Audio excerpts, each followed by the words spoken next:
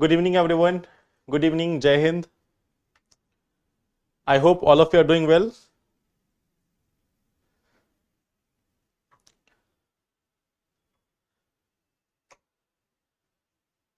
Good evening, Shiv Shankar. Good evening, Prachi. Good evening.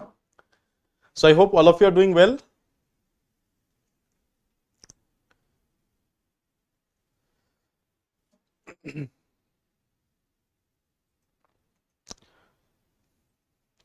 Good evening. So yes, I think I am properly audible and visible to all of you.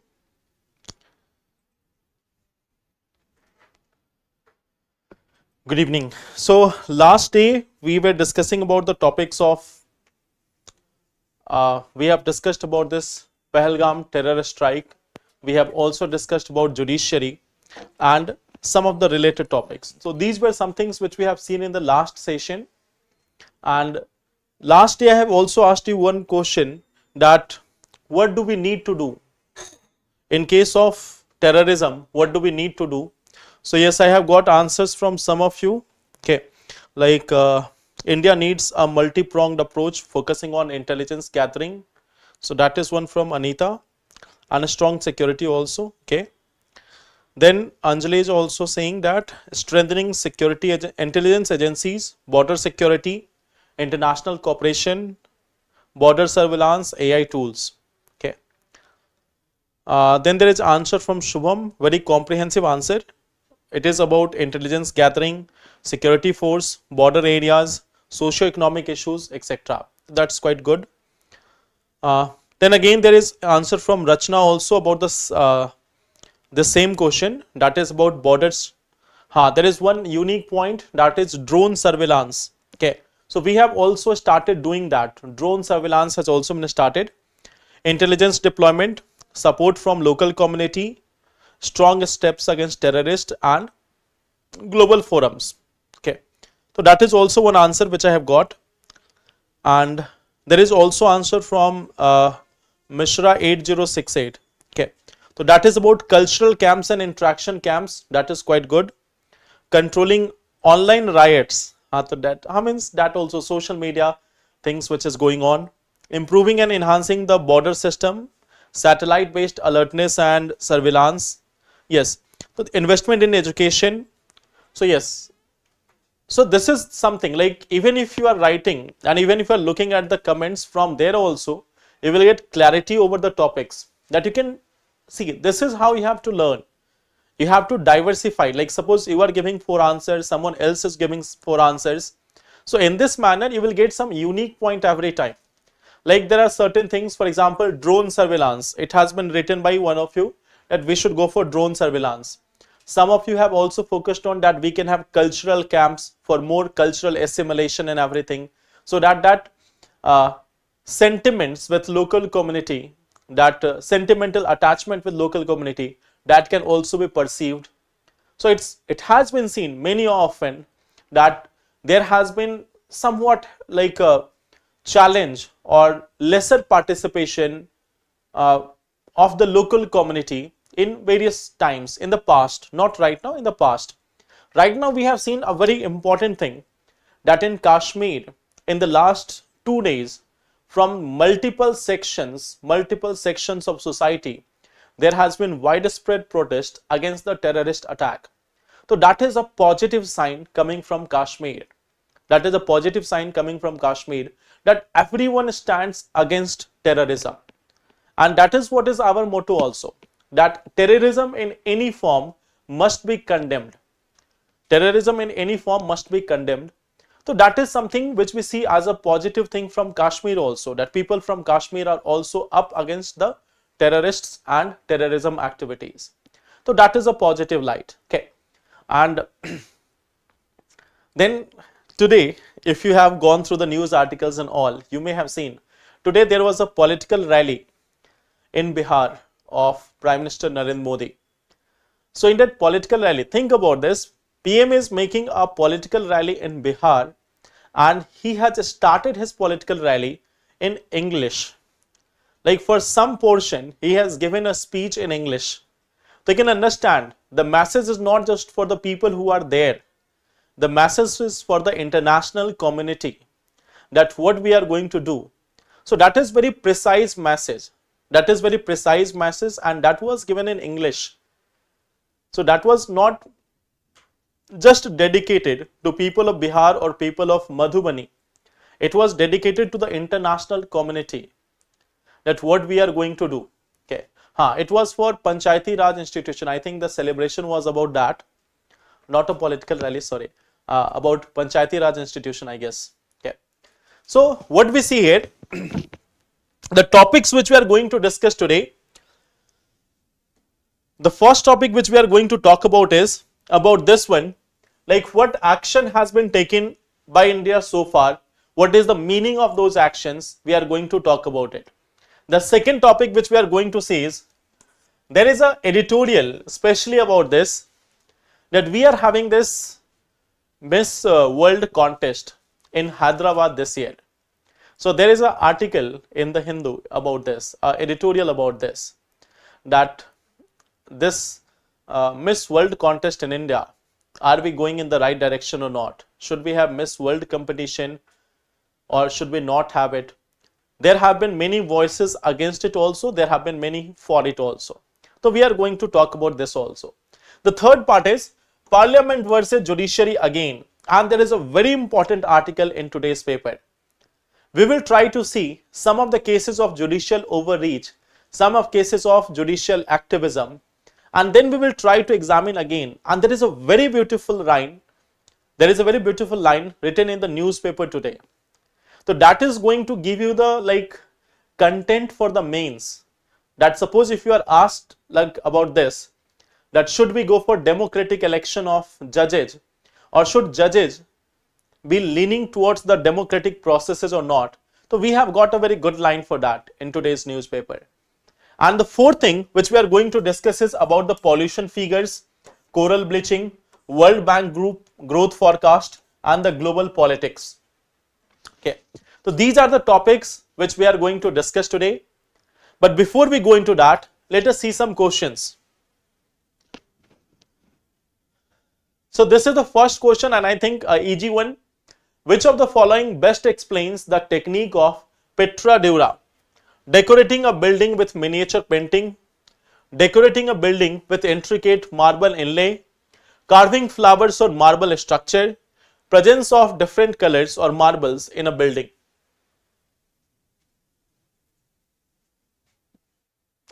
Crash course में science and tech another lecture के भी recorded and live lectures चल नहीं रही. Okay, Poonam, I will convey this to team. After the session, I will convey that to team. Okay.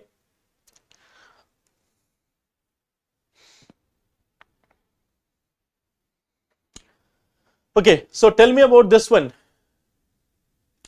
Which of the following best explains the technique of Petra Dura?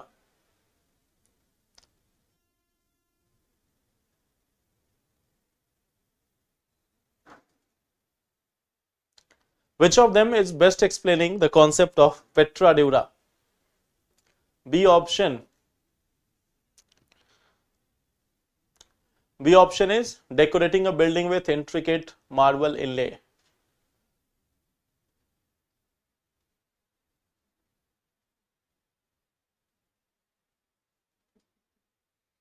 So if you look at this, I think all of you know that decorating a building with intricate marble inlay, that is the technique of Petra Dura. So this is one important part of your art and culture. The second question is, the Charbagh style was introduced in India by Mughal rulers, Kanishk, slave dynasty, Sher Shah Suri. So while it was present in Taj Mahal, you have to tell who has introduced this. The Charbagh style was introduced in India by whom? Of course, in Mughal architecture you see this. But who has introduced it in India? Charbagh style was introduced in India by which of them? The Mughal rulers, Kanishk, slave dynasty, or Sher Shah Suri?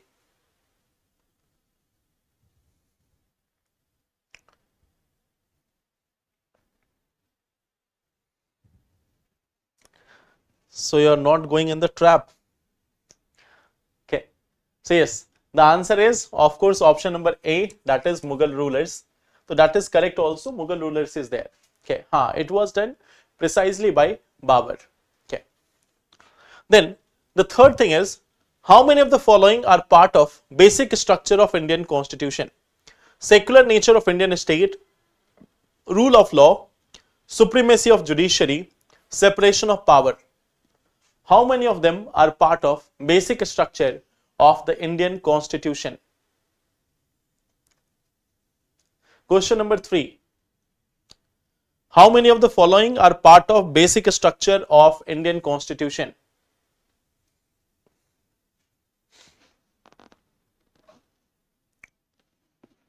Secular nature of Indian state, rule of law, supremacy of judiciary, and separation of power. So which of them, how many of them are part of the basic structure?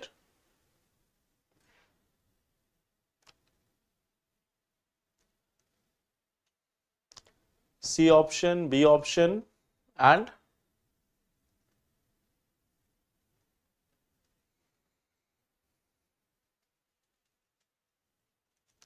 D option also.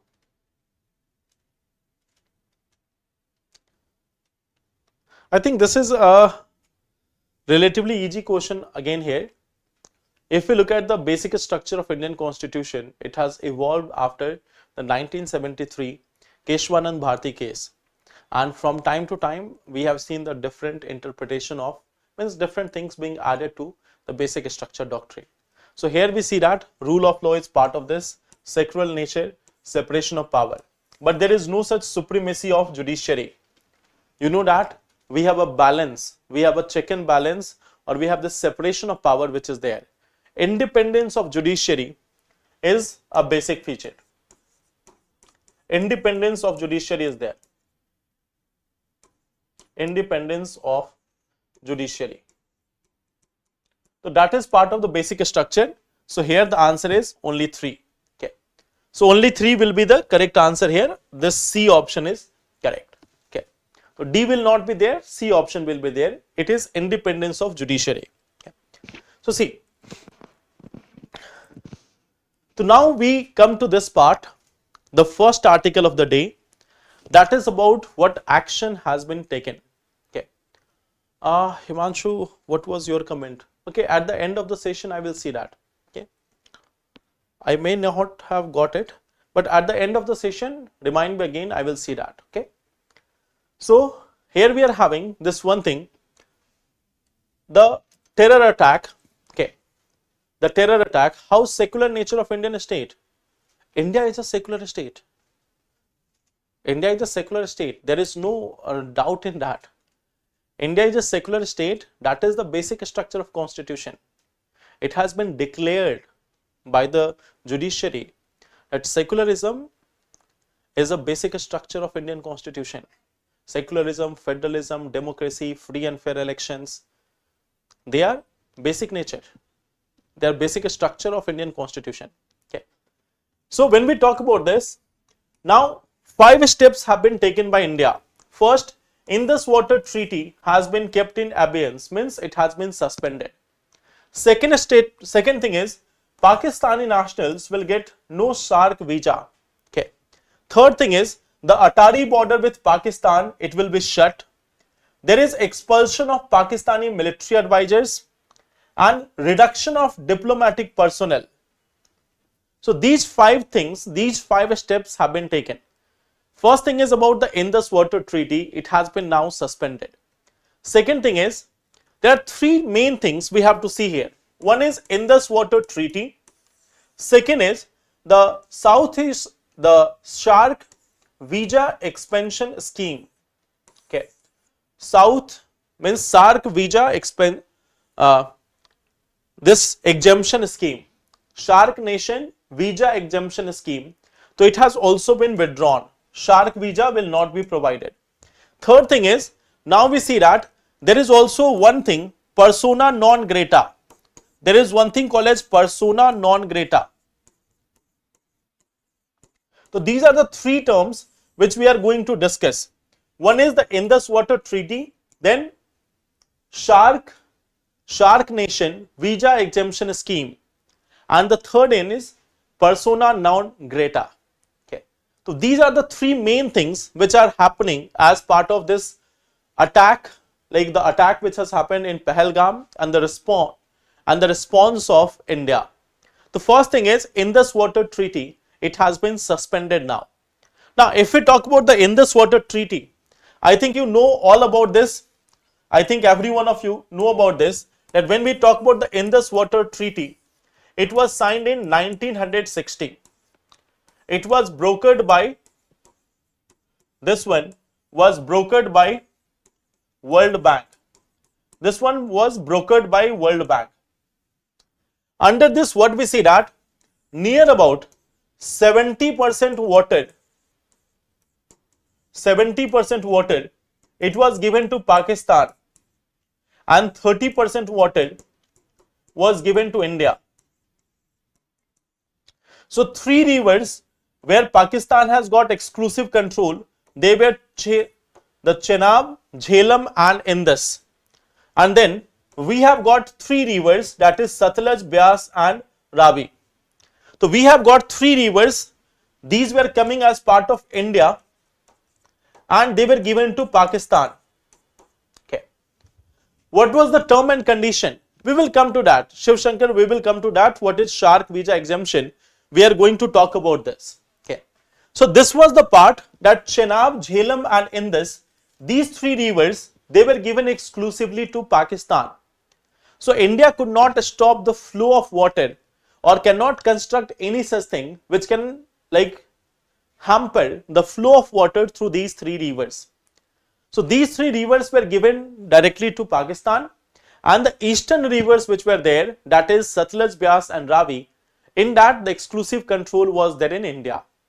So basically this is the one part. Now what we see that now India has said that we are no longer going to like recognize this deal. Okay. But we can see that the signs of this was from earlier itself. From the last 2-3 years itself, India has been saying that we no longer like take part in this meetings of Indus Water Treaty. Okay. There is no such like there is a permanent Indus Commission. There is a permanent Indus Commission, and its meeting has not been going on for a long period of time. We have not been participating in that. There is also appointment of a neutral expert by the World Bank, which we have discussed in the previous classes. A few months back, we have discussed about it also, that a neutral expert was appointed by the World Bank. Okay. So these things were already going on. Now the thing is, we have suspended this. Okay. Suspension. Why we have not rejected it entirely? Why we have not rejected it entirely? Why we have suspended it? Can you tell me why we have not suspended this? Sorry, why we have not rejected this entirely? Why we have not like declared this null and void? Why we have just said that it is suspended?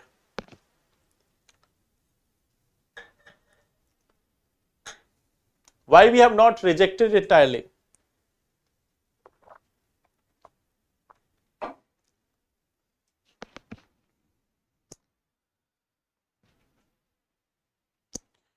Like we have done this part itself, we have done only this part, that we are suspending it. So why we have not rejected it altogether? Any idea about this?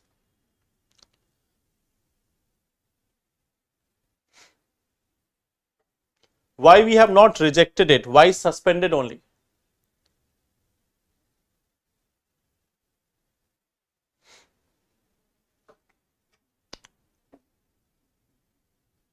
Any idea? No. See, when we talk about this treaty, Indus Water Treaty, it has no exit clause. It has got no exit clause. Means any country cannot unilaterally exit from this. Okay. Any country cannot unilaterally exit from this, cannot reject this unilaterally. So while suspension is the option, there is no option to reject it unilaterally. Okay, so there is no exit clause in case of Indus Water Treaty. And since we are a law-abiding country, so we have just suspended it for the time being, and we have simply said that till the time Pakistan supports terrorism, we are not going to have any more treaties, any more deals or discussion. Okay, so this is the first part. Second part is the South or the SAARC nation visa exemption scheme. Okay, SVES, SAARC visa exemption. So this scheme, it was launched in 1992. This was launched in 1992 itself. And what is the aim here? The aim is simply to give a single type of visa to visit to all the SAARC nations. Okay, this is a special visa sticker. Means in this case, a special visa is provided. A special visa provided can be used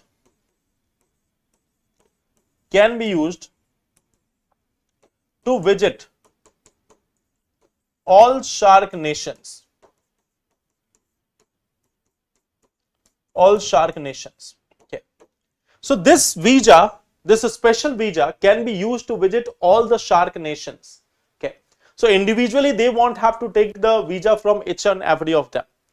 But it is not available for everyone. It is not available for everyone. Generally what we see that who are eligible. There is 24 different categories. 24 categories of people who are eligible for this. Like parliamentarians, like journalists, business person,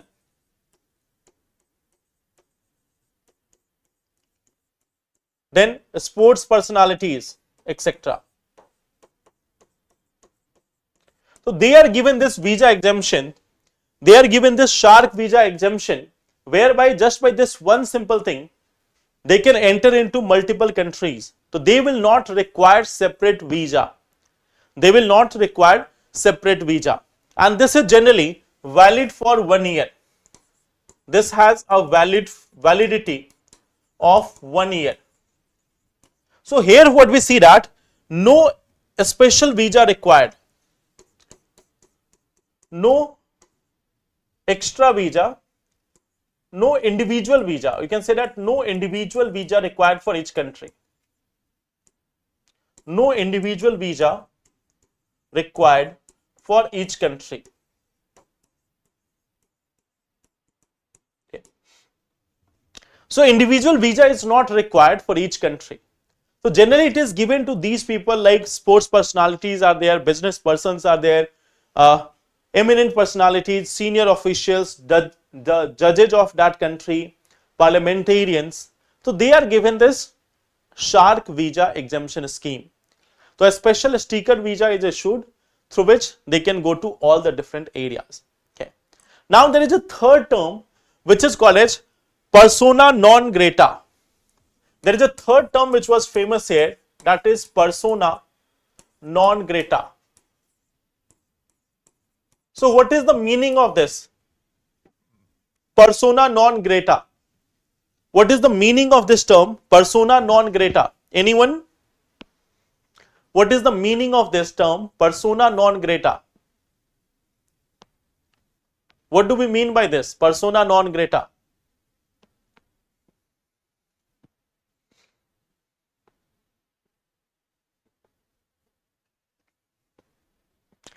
Persona non grata, what is the meaning of that?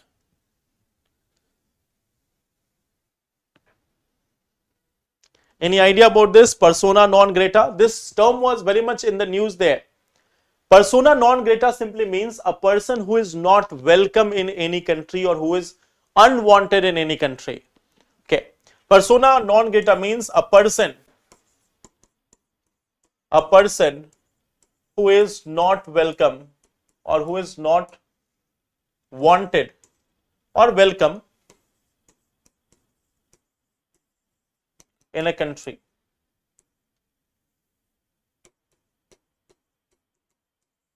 Means cannot come here. Means you cannot be here. A persona non grata means these persons will not be allowed to be here. You are not welcome.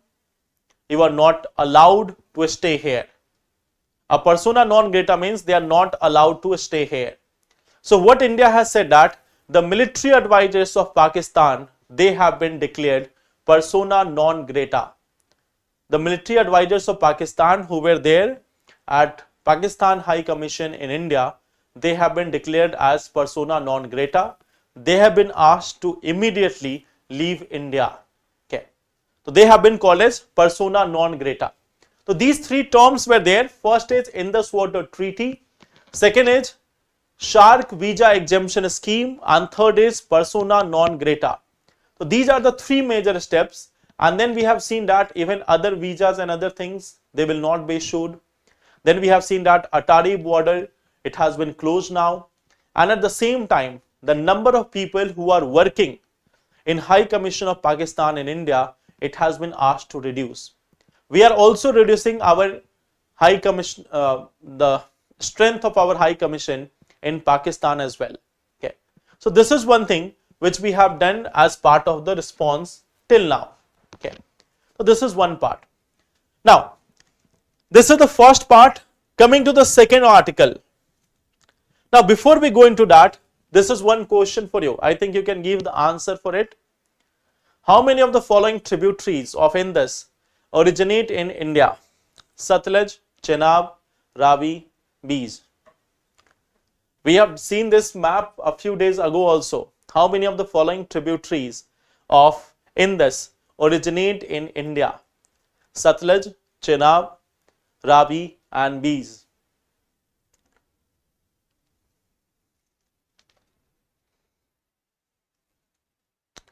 So I think you can give the answer. How many of the following tributaries of Indus originate in India? Satluj, Chenab, Ravi and Beas. Okay, one answer is C from Prachi. Rahul is also saying C. Megha is saying C option. So I think all of you know that. So that's good. Like, this is the best thing, that what I have seen, that you are revising topic, or perhaps you keep the things in mind. So that's a good part. Yes, the answer here is Satluj is originating from outside India. So answer is only 3. Okay. Satluj near Tal Raksas, and Indus is also there from this part of Kailash range. Okay. Bokharchu glacier in Kailash range, and Raksas Tal, that is there in Mansarovar. So from there we have the origin of Satluj. Then if we talk about Chenab, where we have the origin of Chenab? Where do we have the origin of Chenab? If we look at Beach, it is Byaskund. Ravi, Rohtang. This is like Raksas. So what about Chenab? Chenab originates from which part?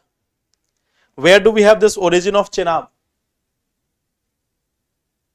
You have to tell that also.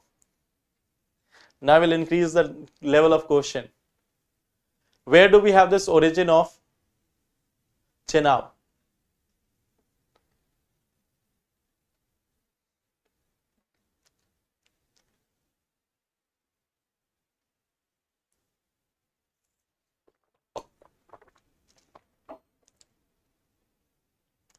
मैंने ज्यादा तारीफ कर दी थी क्या? It is Baralachala. The Baralachala pass is there. So from there Chandra and Bhaga. Baralachala pass is there. So from there Chandra and Bhaga, there are two parts of it. which comes together and forms the Chenab River. Okay. So it is Baralachala. So Baralachala, Baralacha Pass. La means pass. La का मतलब होता है pass.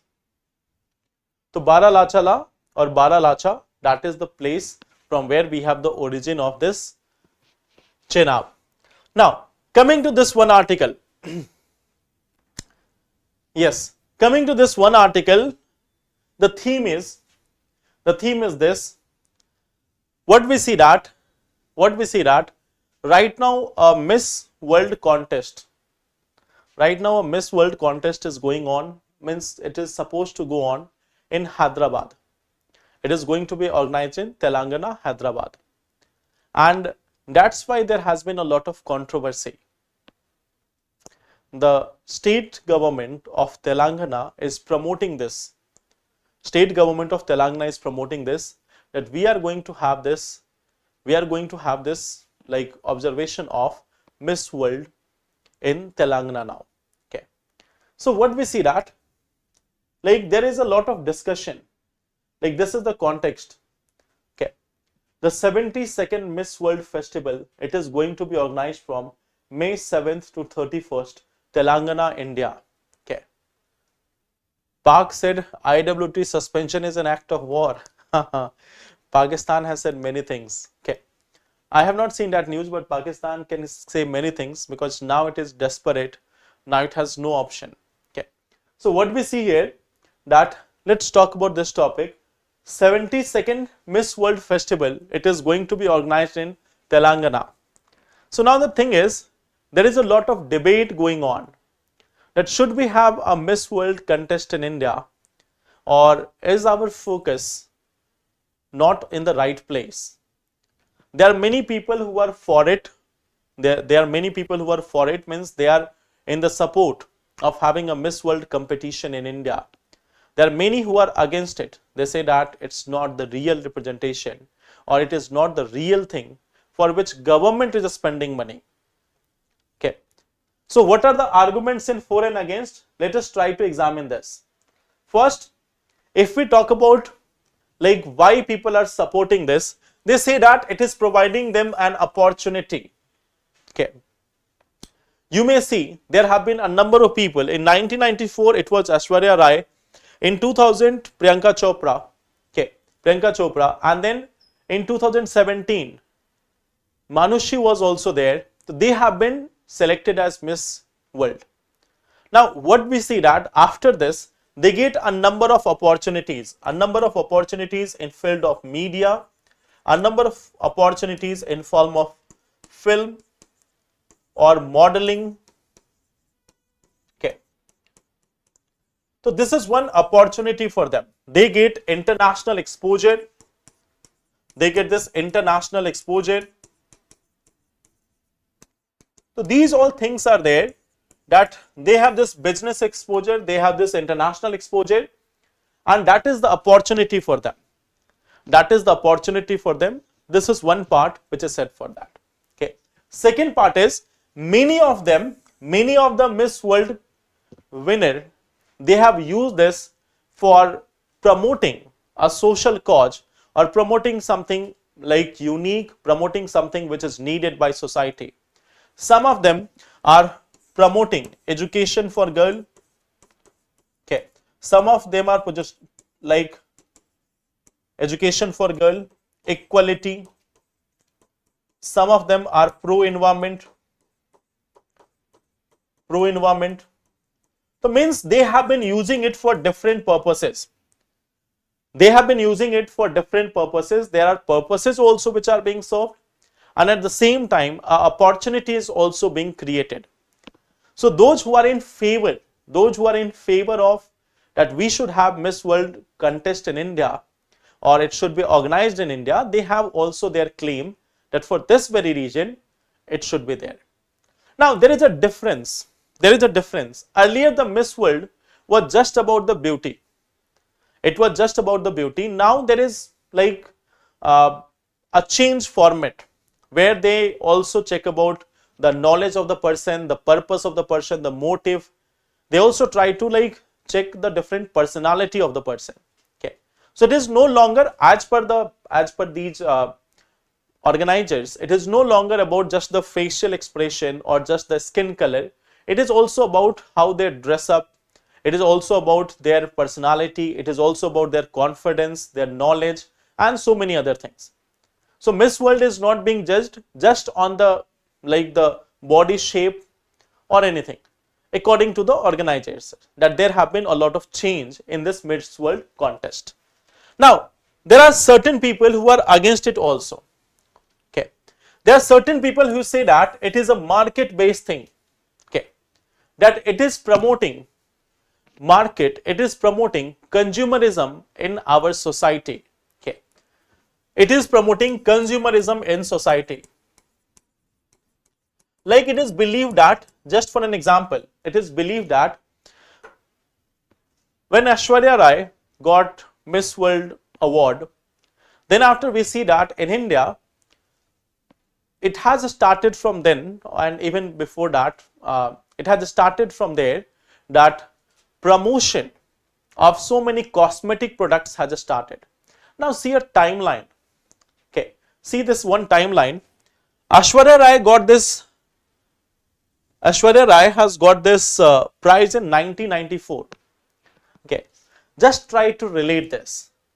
When we have got the LPG reforms, in which year we have seen the LPG reforms? We have seen it in 1992, and in 1994, when the companies of the world, they have started coming to India, especially the cosmetic companies, the various soaps, detergent, face washes, and all other companies, when they have started coming towards India, at that moment itself, we have seen that there was selection of an Indian girl as a Miss World winner. Okay, so from the 1991-1992, when we have gone for this LPG reform, after that we see that there is selection of a person from India as Miss World. So this then has promoted, it has promoted the intensification. This 1994, it has promoted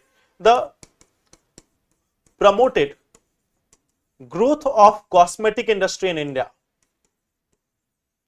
Growth of cosmetic and fashion industry in India.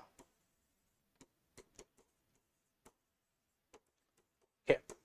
So many people say that Miss World contest or anything like that is just a greed of the corporates. They are just the greed of corporates. They are being sponsored. They are being sponsored by corporates, and they are trying to sell their products. They are trying to sell their products. They are trying to harm the economy of various countries. Okay. So this is one part, that of course it is going to modify the market behavior. So that is the second thing. Third thing is, it is reflecting the patriarchal mindset. Okay. For many a times, what we have seen that in case of Miss World, if like suppose that you all are very intelligent people, and you have your friends also of the same age, you may be of 20, 22 years, 23 years of age. So you are the youth of country, you are the future of country, and you may have seen some of the other people also. Now if someone is telling you that a person has been selected as Miss World, so what do you think? Why they have been selected as Miss World? Was it due to their brain or was it due to their beauty?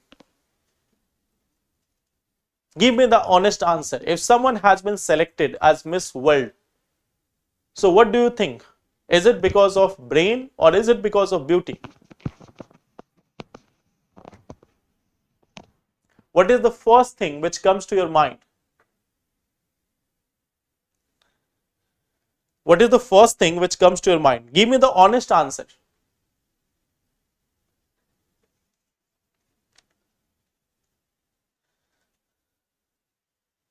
Is it the beauty or the brain?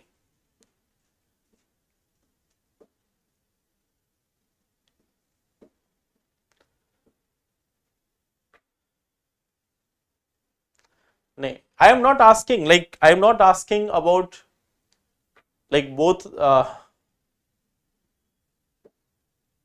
If someone has been selected as Miss World, do you think that they have been selected because of their brain? You may be more intelligent than many of the Miss World contestants. All of you may be more intelligent than many of the Miss World contestants. You may be better qualified. You may be better qualified. You may have more intelligence. So, what do you think now?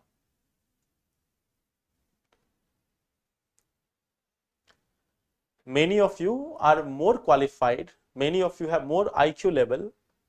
Many of you are more meritorious than the Miss World who have got Miss World like awards and all. So do they really think that it is because of brain?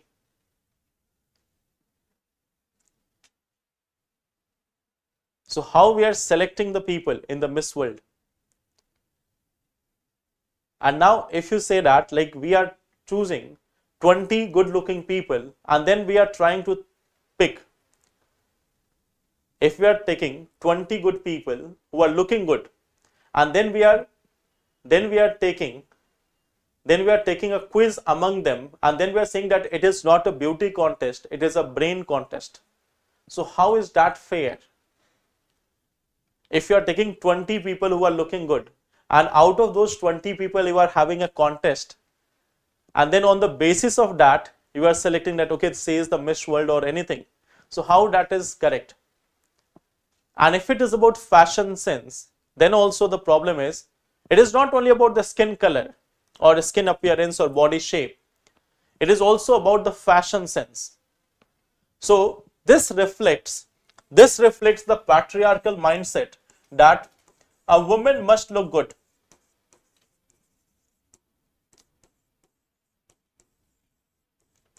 For getting selected as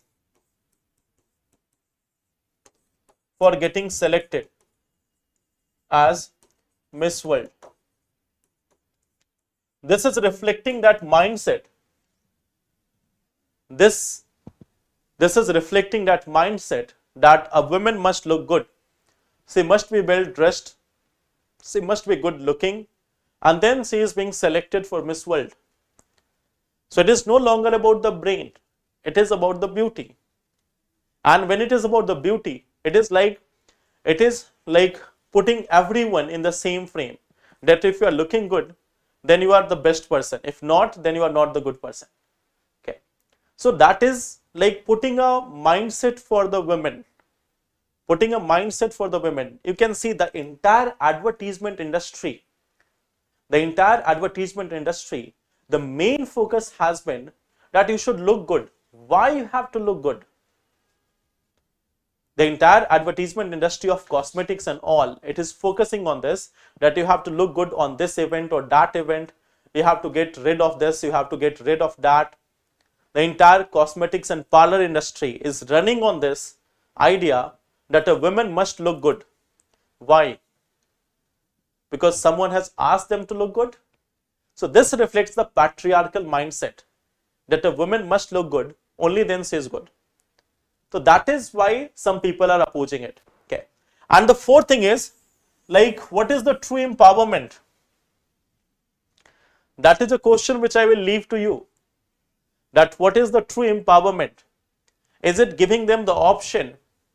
Is it giving them the option to go for Miss World competition? Or is it recognizing those? There are three things here. First thing is that what is the true empowerment?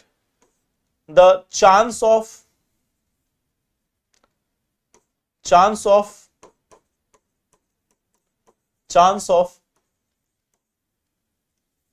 Miss World participation. Chance of Miss World participation. Or knowledge, skill, or their own choice. So there are three things. There are three things here. Okay. There are three things here.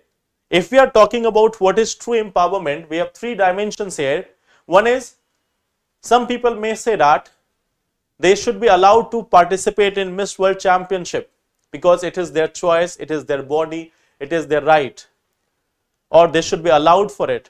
Okay, they should be allowed for exploring their potential. Second thing is, the government should focus on knowledge, skill and other things, that those who are having knowledge, those who are having skill, they should be more promoted.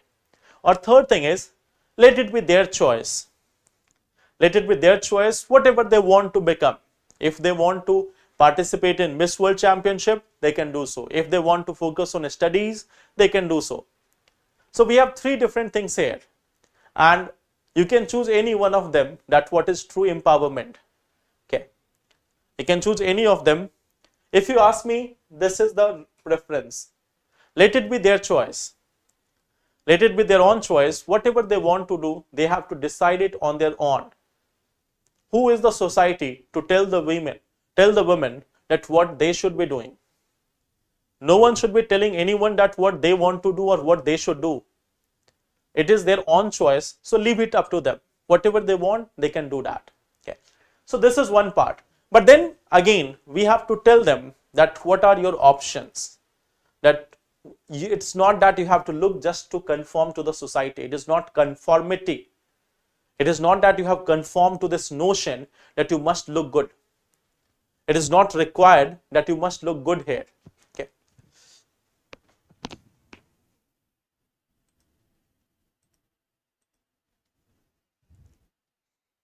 So this is one part. So this is the second topic.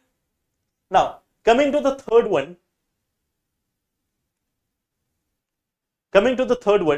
Judicial despotism. Now this is the third article, judicial despotism. Okay. Now here, if we look at this, there are three arguments here. Okay. First thing is, what is judicial despotism? First of all, what is judicial despotism? The judicial overreach or judicial despotism, what it is? When there is excessive judicial activism, it can be called as judicial despotism. Second thing is, if there is encroachment on the other organs, like if the judiciary is encroaching upon the role of legislature or it is encroaching upon the role of executive, so that is what we call as judicial despotism. If there is a lack of accountability of judiciary, that can be counted as judicial despotism. That judiciary is there, it is making all the organs of government accountable. But when it comes to judiciary, then there is lack of accountability. Okay. For example, recently there was this one comment. By one of the judge that in one of the case with respect to a Congress leader, that comedy and poetry are not considered as a threat. Okay. Comedy and poetry are not considered as a threat. But if we have seen in the past that when someone has said anything against the judiciary on social media platforms, there have been contempt of court cases also. Okay.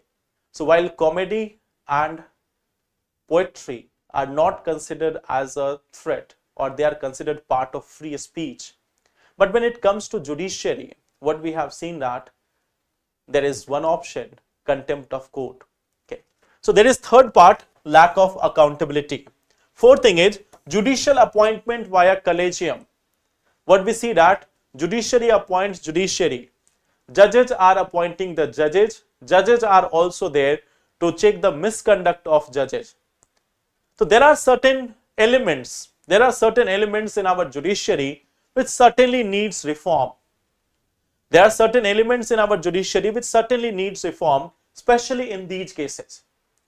But we have to also understand that there is one thing called as judicial activism.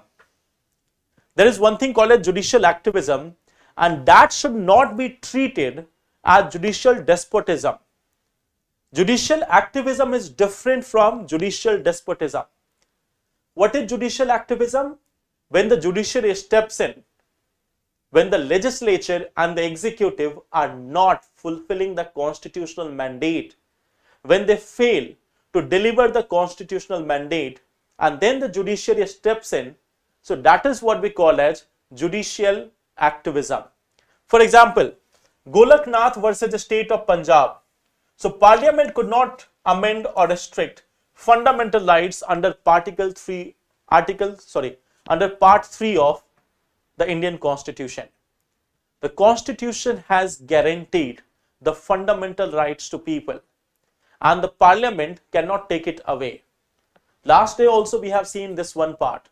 There is a misconception among many people that Parliament has created Constitution. No, Parliament has not created Constitution. Parliament has been created by the Constitution. Okay. So what we see that second part, Keshwanand Bharti versus the state of Kerala. So here we have seen there is evolution of basic structure doctrine, that Parliament is supreme in its power to amend any part of Constitution except the basic structure. So that is the part of judicial activism. Then we see that Vishakha versus the state of Rajasthan. It is the case of 1997. So if the Parliament and if the executive fails to make the workplaces safe for women in 50 years, this is the case of 1997. Our country became independent in 1947. So for the 50 years, if the Parliament and executive has failed to make the workplace safer for women, then of course it is the work of judiciary to step in and to provide the guidelines that how you have to make the workplace safer for women. Because it is no longer a policy making, it is a right to life and livelihood of women. This inaction by the Parliament or the executive is impacting the right to life and livelihood of the women. So there, when judiciary steps in, it is called as judicial activism. Okay. The fourth thing is Navtej Singh Johar versus Union of India, decriminalization of homosexuality.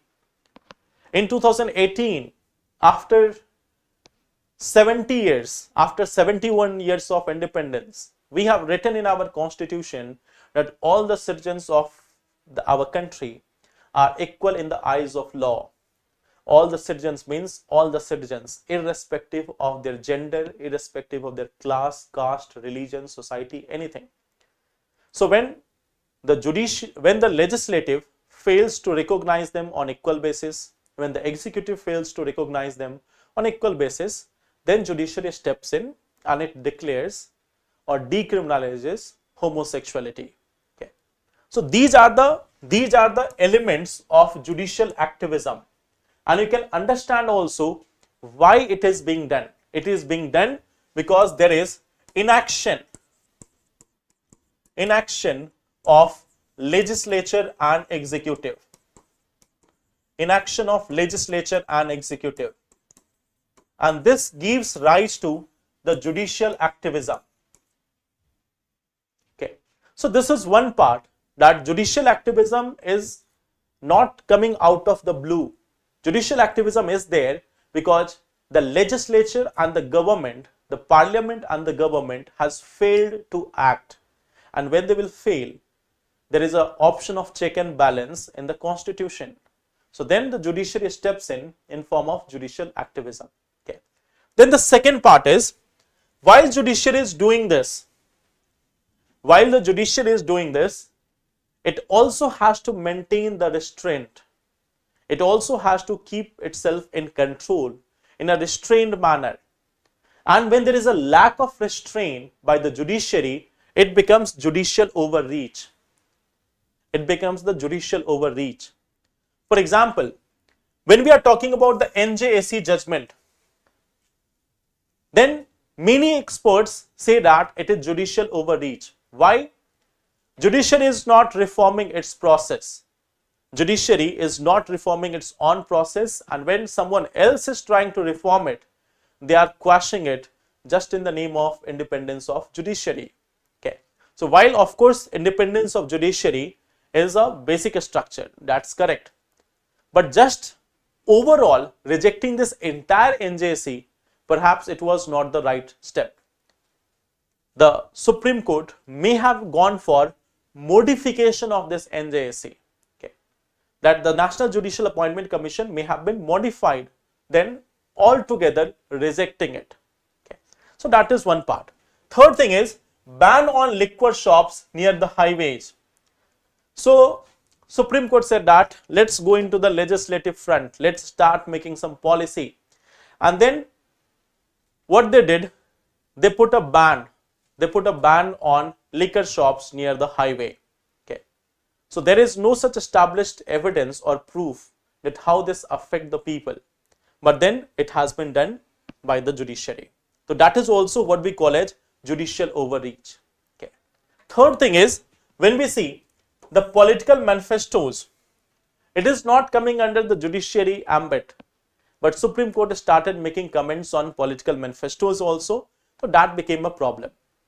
And even we have seen banning diesel vehicle of more than 2000 cc in Delhi NCR. So it is also part of policy. Supreme Court could have instructed the government that what they have to do, but rather complete ban on something, it is going to hurt the policy makers, or it is going to hurt the sentiment of other investors also, that it is not the government who is making the policies, it is the Supreme Court. Okay. So that is judicial overreach. Okay. Now this last one line, which I told you in the beginning itself, that in any case you can use this line. Okay. It simply reads as, democracy can be the best means of resolving political disputes, but except in issues of fundamental rights and preservation of constitutional supremacy. Okay. So if democracy is there, if we say that we must make democratic institutions more powerful. Recently there was comment from the Vice President of India that democratic institutions like Parliament is the sovereign power. It is the main power, it is the supreme power. So of course, for solving the political struggles or political challenges, Parliament is there. Okay. So democracy is the tool for solving the problems of the political nature. But when it comes to the constitution, when it comes to the rights like fundamental rights, when it comes to the right of minority or majority, it is to be done by the constitution. It is not to be done by the democracy or the rule of majority. When we apply democracy everywhere, it becomes the rule of majority. So there in India, we have a constitutional democratic state. We are not just a democratic state, we are a constitutional democratic state. So here constitution is there. The constitution provides for democracy in certain aspects. But if we just look at the democracy, if it is not being controlled, if the democracy is not being properly monitored, then it can also become the source of a majority rule, or it can also take the form of dictatorship or authoritarian government. Okay. So that's why there is a need of constitutional supremacy, not the will of the people. Okay. So that is one part. Now there are certain smaller articles, but before that I think you can solve this question. This is question number 5. The Constitution of India defines its basic structure in terms of federalism, secularism, fundamental rights and democracy. The Constitution of India provides for judicial review to safeguard the citizens' liberties and to preserve the ideals on which the Constitution is based. This is question number 5. So I think you can answer this, easy question.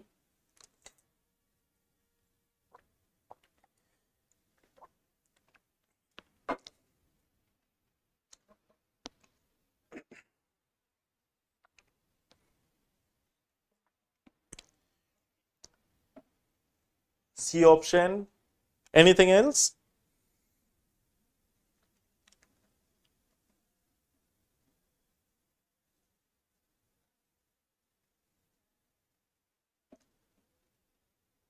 Okay. So I think everyone is going for option number C.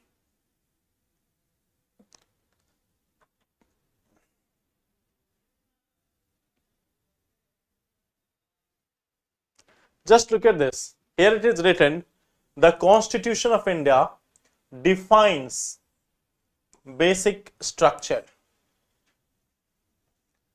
Here it is written, the Constitution of India defines basic structure. So will that be correct? Does the Indian Constitution defines the basic structure?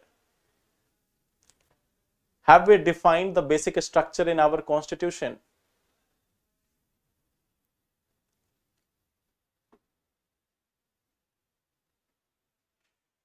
So now I think you can understand this part. It has not been defined by our Constitution. Okay.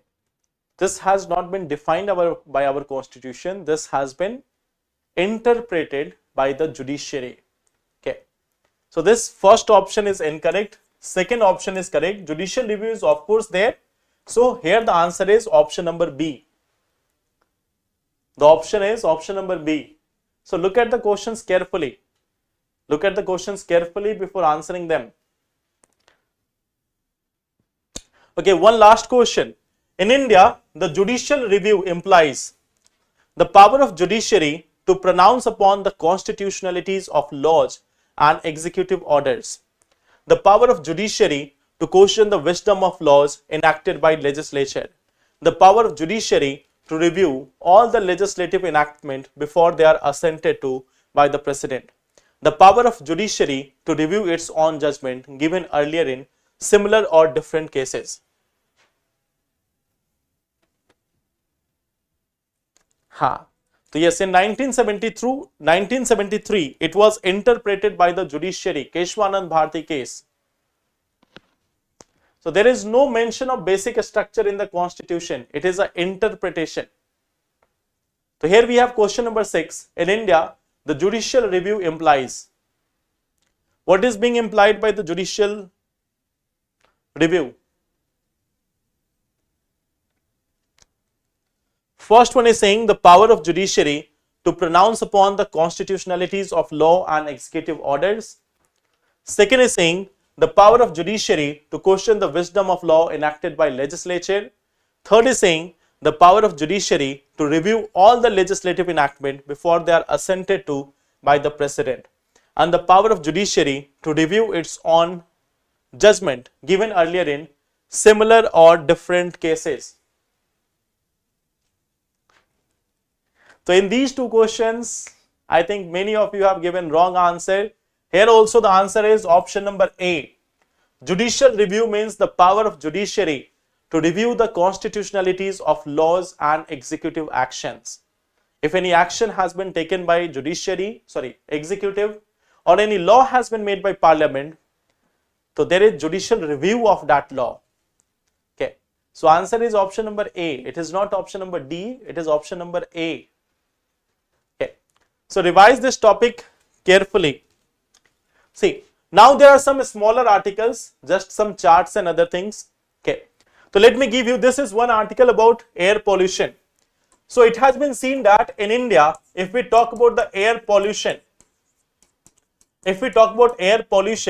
what we see that energy sector, it is the major contributor. Then we have industry, then we have buildings.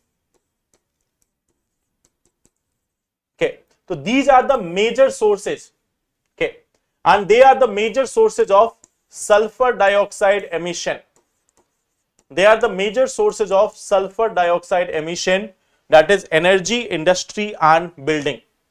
There is one more thing which has been highlighted. In 2021, there were deaths of 1.05 million people died due to air pollution. These many people have died due to air pollution in 2021. So this is one of the chart which was there in the Hindu today. It was about air pollution. So major sources of methane emission, energy sector, industry and building. So they are the major sources of emission of sulfur dioxide. Okay. Now there is another article which is about a small news article which was about coral bleaching. So it has been seen that 84%, okay, 84% of this coral reef across the world, they have been hit by coral bleaching. So you can understand from here, this is the normal coral. This is the normal coral and this is coral bleaching. This is normal coral and this is coral bleaching. So what has been seen that 84% coral bleaching has been seen. Okay. In the entire world, the entire coral reef which is there, around 84% of them, they have been experiencing the bleaching. Bleaching means loss of this zooxanthellae, the plankton, the algae which provides the color to them, they are being expelled out. Why? Due to multiple factors, the prime reason being global warming and pollution. So global warming and pollution, they are causing this coral bleaching. Okay. So this is one part. Then the next thing is, here is World Bank. So World Bank has decreased the growth forecast to 6.3% for India. Okay. It has said that India's growth rate may decline. Okay. May decline. So this is one part. It's not very much important, but a task for you. There is one task for you. What are the different organs? What are the different organs of World Bank? So you have to read this one task. There are 5 different organs of World Bank. So read about this. I will ask this question tomorrow from you. Okay. So this is one part. What are the different organs of World Bank? Okay. Then there is one more part. Now we have discussed this in past also, that now what is being said that there is one region called as Crimea. There is one region called as Crimea. So US is saying that give this Crimea to Russia. US is telling Ukraine that you have to now give this Crimea to Russia formally. Okay. They are asking for formal transfer. They are asking for formal transfer of Crimea to Russia. Russia has already annexed this area. Russia has already annexed this area in 2014. Now US is saying to Ukraine that you have to give it to Russia. So this is the changing geopolitics. A war which was started on the instigation of US. Now Ukraine is losing, US is gaining, Russia is gaining. The losing hand is only for the Ukraine. Okay. So Ukraine is losing the territory, Ukraine is losing the money, Ukraine has also lost soldiers. US has got critical minerals, Russia has got the territory. Okay. So this is the geopolitics of the world right now. Okay. This one last question for you. Okay. This one is the last question for you. Beauty your brain. What is real women empowerment? Who will make the choice? So think about this. Write the answer for this. What is real women empowerment and who is going to make the choice? Okay.